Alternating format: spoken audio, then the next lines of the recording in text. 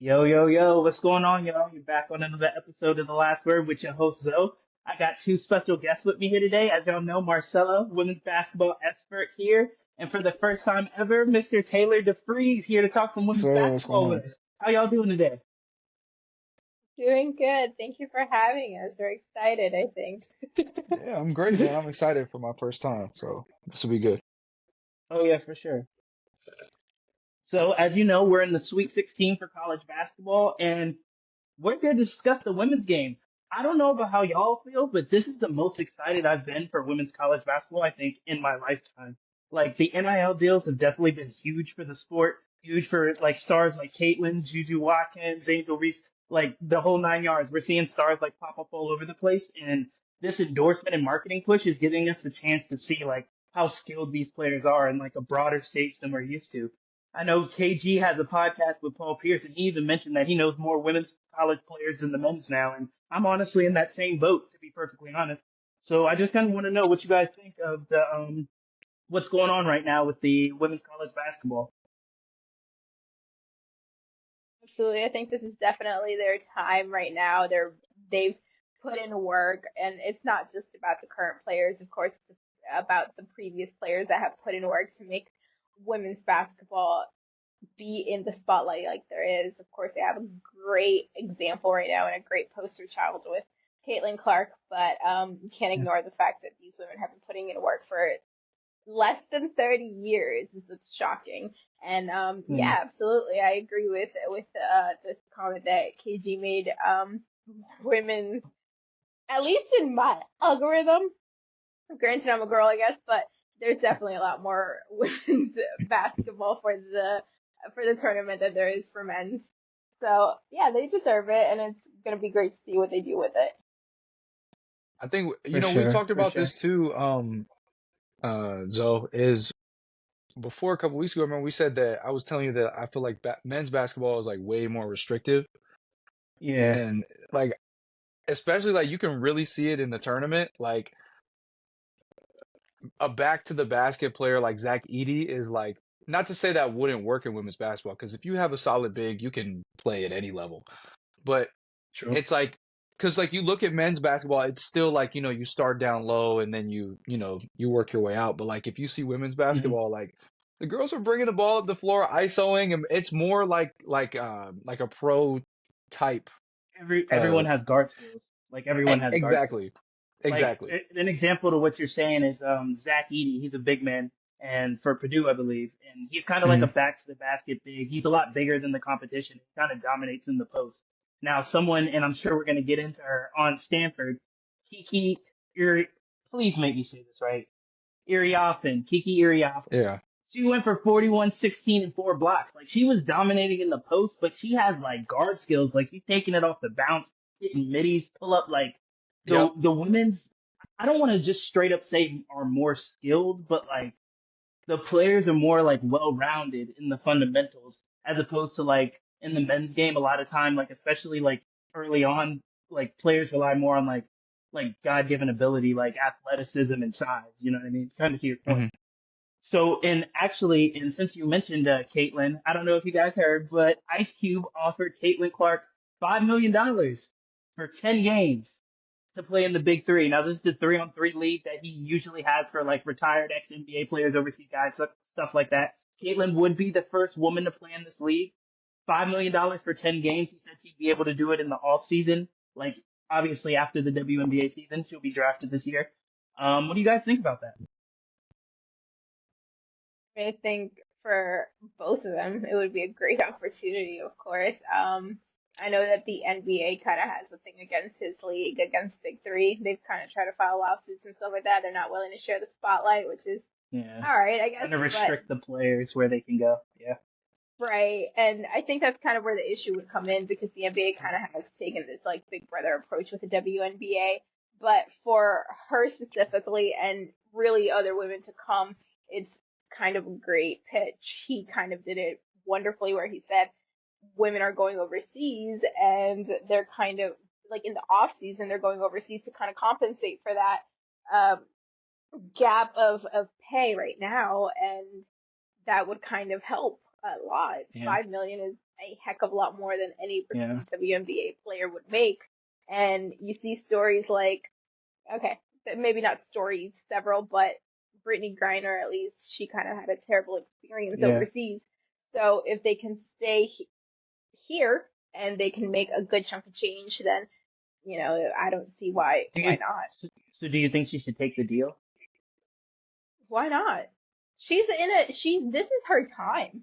Well, she should take advantage of every deal that's going to come her way. Well, maybe not every deal. Of course, you kind of want to stay to your own uh narrative, your own character and stuff like that. So, maybe you'll be a little bit more selective, but I don't see why not. It's just more exposure to her. It's more money. It's more exposure to for Definitely Big more money. Three. Yeah. Definitely more money. Uh, Caitlyn has the biggest NIL portfolio right now, so it's definitely also exposure for Big Three. It's not really just Yeah, a definitely. one-sided thing. So, I don't see why not.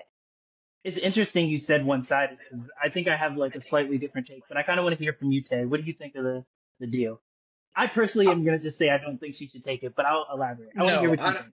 I don't think so either. Just like,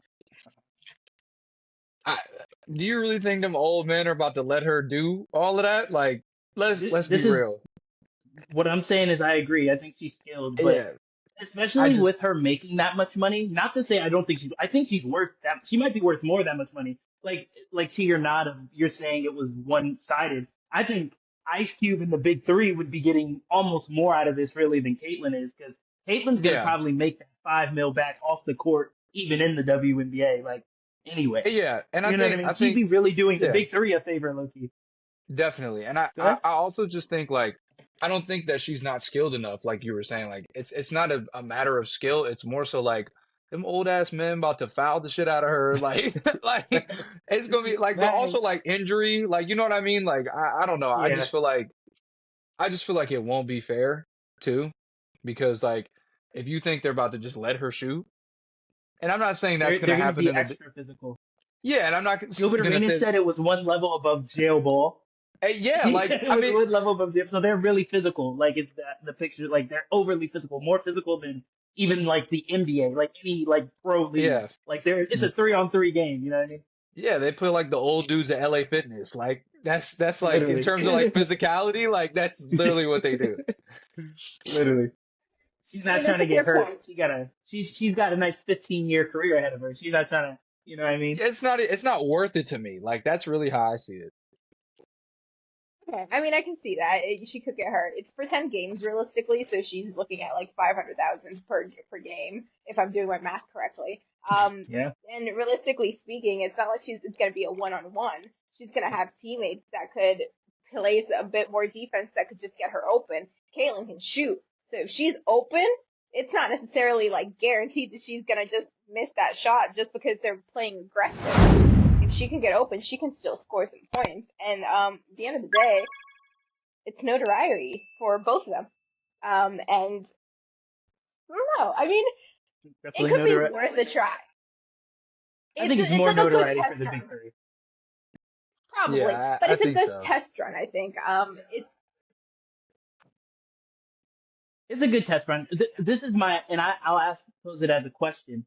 Do you think that something like this may potentially be putting a target on Caitlyn's back? Like she's already going to be coming to the WNBA with a lot of people kind of, Caitlyn's the greatest college player ever. Maybe she's not. It already seems to be a little tension surrounding that. And then, on top of how much money she may be making to play in the 3-on-3 league, think this is way more than anybody else in the 3-on-3 currently makes. So she'd be coming in making that much money. Maybe some of the older players feel some type of way about that. Do you think maybe that would be putting a lot of pressure on her to constantly perform, both in her rookie season, probably looking to carry a franchise on her back, and then on top of that, do you think that's like putting a lot of pressure on her herself? Yeah. She's already experienced a lot of pressure. Granted, not in the same stage, to be fair, but even her coach said her crown is heavy. So in terms of pressure, she's kind of used to that. And we can of course, it's always the test to see how they react to it. In terms of other players that they may feel perhaps a bit more jealousy or they may feel like negatively towards the deal, I can see that happening, but at the end of the day, if you're looking to expand women's sports, if you're looking to expand basketball in general, and having these names be put up in big headlines and just growing the league in general, I can't necessarily see a bad side to her at least attempting it. It doesn't have to be like an every year thing that she does. It could just be kind of like a, you know what, right now is kind of when my moment's at, so let's take advantage of it. At the end of the day, she's gonna have competition at the WNBA regardless of how they feel about her. But if she's kind of been a trailblazer, right? You had Sabrina that did the 3-point contest with Steph, and in her own right, Caitlyn is making her own way with in her, she's making her own path in women's sports in general. So sure, there can be jealousy, but there's probably jealousy in every aspect, in every job, in every if you look at the NBA in general, I think there would just I can't be that big of a factor. I don't think. Okay. I'm gonna let you get the last word in here, Kay, before we jump into like kind of the reactions of the first two rounds. I just don't think she's about to go up in that Big Three league with all them old school hoopers and just like I don't think she'd get a shot off. Like I think that's the like They're they gonna would be be playing okay real with physical. they would be okay with taking the foul too. Like it just I don't the egos are too big for that. Like I feel like the trade-off for her isn't worth it. Like it's worth it for Ice Cube in the Big Three oh, because they get to absolutely. really piggyback off of her brand. I feel Yeah. like for her, it's like first she's gonna be expected to play amazing every game, and Mhm. then on top of that, like I kind of said, I do think it's not just jealousy. I think it's people are gonna be like targeting her, not necessarily to hurt her, but like, oh, I'm gonna show you like Or she's you not gotta X, show Y, Z. You know me. what I mean? Or Exactly. you gotta show And me why everywhere she you plays. yeah. Yeah. And I feel like she's already going to be getting that in her pro league. She don't need to be doing that with some 50-year-old Yeah. man. You know what I mean? Yeah. So, right. So, but Some that's just ex my NBA opinion. role player, like like But y'all let us know what you think in the comments if Caitlyn should take the deal or not. We're gonna move on over. We're gonna talk about the first two rounds. Basically, what I want to know is just what was you guys' impression of the first two rounds of any of the teams that are left? Did any of them like look super dominant, impress you a lot?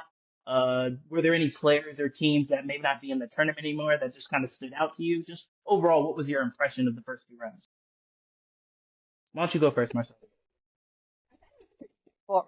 Usually the top seed won, so it was kind of, I guess, predictable in a way. I will give a shout out to Duke because Got that upset.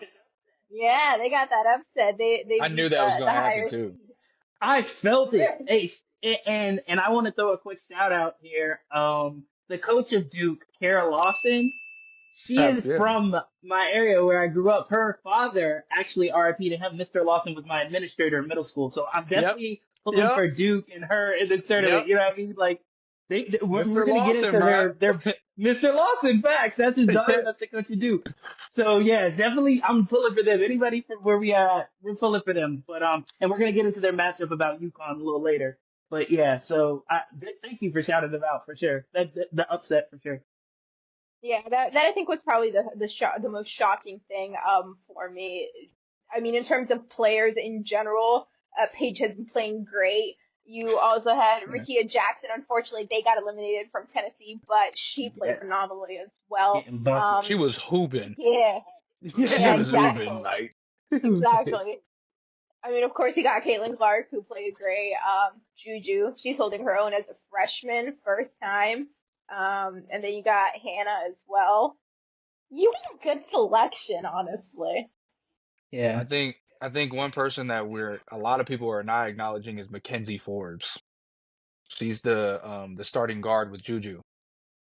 Because Okay. She can shoot. against She can shoot. She can against Stanford before the tournament, Yeah. the divisional she held it down because Juju had like 4 until like Yeah. No. the Facts. last few minutes. Like Facts. she was Yeah. frying. Like and she She can can get her struggle, own man. bucket. Like Yeah. Yeah. it's tough. I Yeah. think so Serena Sundell for Kansas State. I don't know if you saw this highlight. Uh-huh. She it was off an inbound. It was to end the Uh-huh. half. She threw it off the center's back of Colorado and turned around and just hit the bucket. just like at the last second with High 1.1 IQ left. play.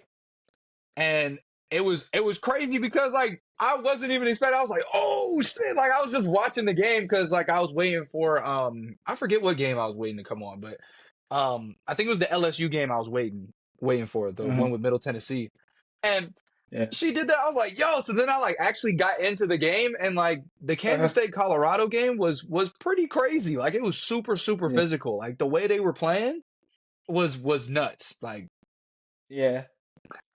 I kind of feel that way about Iowa State. They just lost in the second yes, round to Stanford. yes. But like they were way like grittier of a team than I thought. Like Audie Crook, she had 40 in that first round game, and then against Stanford, Emily Ryan was going ham, bro. Like, she was shooting threes. She was was in there grabbing boards over Cameron, breaking all of that. Like there was a real gritty team. Like they impressed me a lot.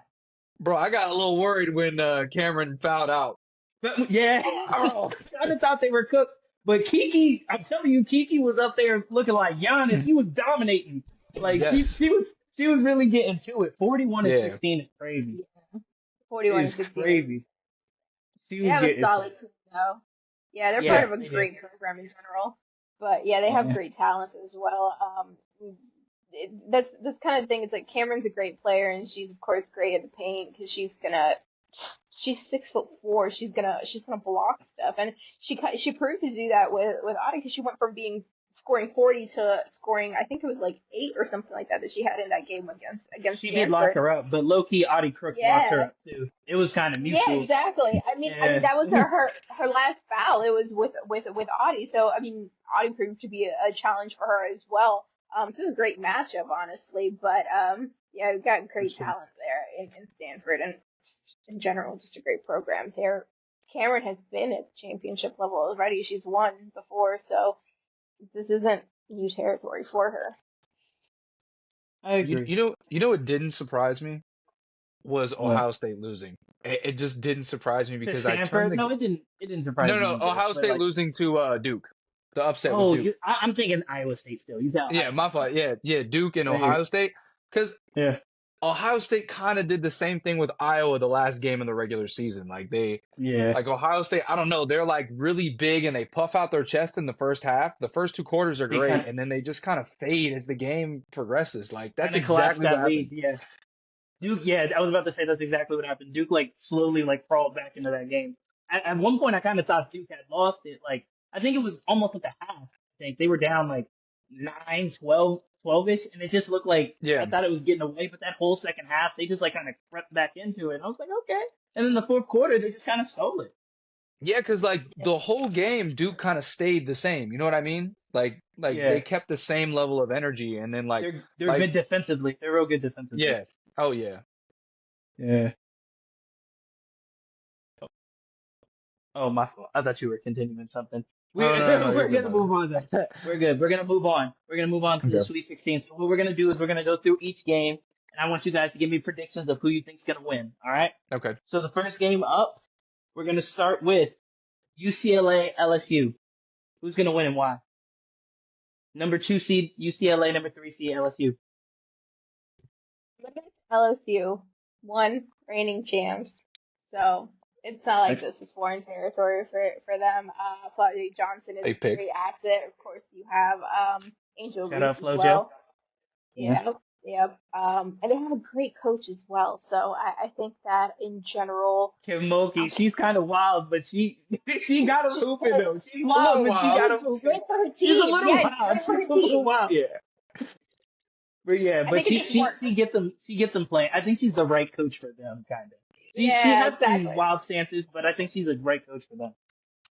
Yeah, it's a good fit. Like it makes sense. Like you see the way she acts, and then you see her team. It's like okay, like you know. Yeah.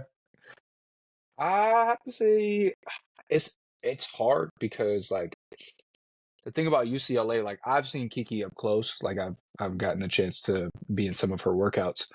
She's a bucket. Kiki Rice. Yes. Very tough. Mm-hmm. I've also had the opportunity to coach against her too as an assistant. So yeah, I've seen her in like a private setting as well as in in a game too. So my first impression of her was an in and out drive to the basket and then a no look behind to the opposite corner. So it was like that was like my very first impression of her. So like she's crazy. But the problem with Over 20 in UCLA, both games. yeah, the problem with UCLA is like, will everyone else follow up with Kiki?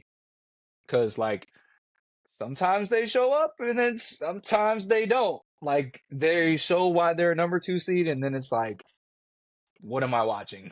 Sometimes like they just don't hit shots, they go cold. Like, and the thing about LSU is like they play very, very hard. Yeah, they do. The whole together way through. too. They have good chemistry as a unit. Yeah. Yeah.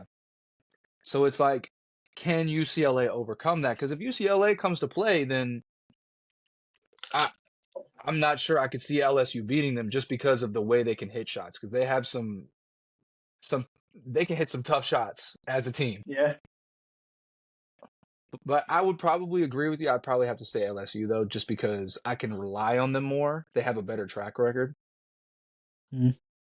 This was like the hardest one, I think, for me. Like, actually, of these rounds, I think this was the hardest one for me to pick. Because it could go either way.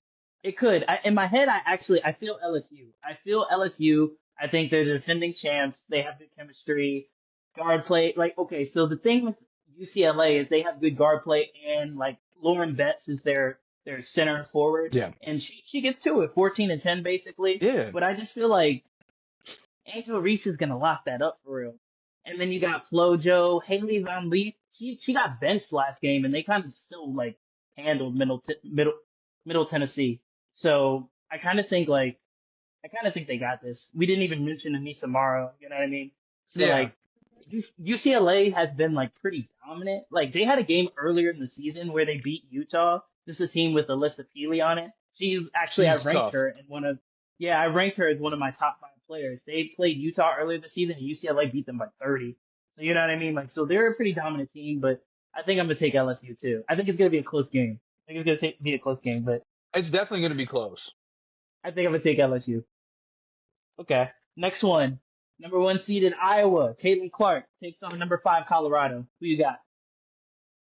It's funny because you were mentioning this earlier. It's like, how well is your team going to show up? And that's kind of the story with Caitlin as well, is she can't afford to have a bad game, which makes it a little bit hard, but I want to believe in her, and she's just kind of the star child right now, so I feel like I can't not root for her.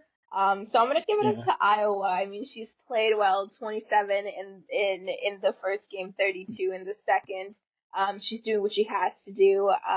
She's showing a lot of passion for it, of course. And something about the fact that she did lose last year, there may be that redemption anger in her that maybe just takes her to another level. Who did they play in the second round again? It's like escaping me right now. What was the team they were played in the second round? West Virginia. West Virginia. Yeah. They barely got out of that for real. If you think about like the free throw discrepancy, and I'm always like, I'm kind of a person who's kind of a stickler about free throw discrepancies. It was like 30 something to like 8 free throws. Like, I think it was 32 or 33 to like 9 or something. It was something crazy. Like, Thank you for watching another episode of The Last Word. Make sure you subscribe, like, and leave a comment down below so you're not missing out on any of the new content I drop on the channel. Love.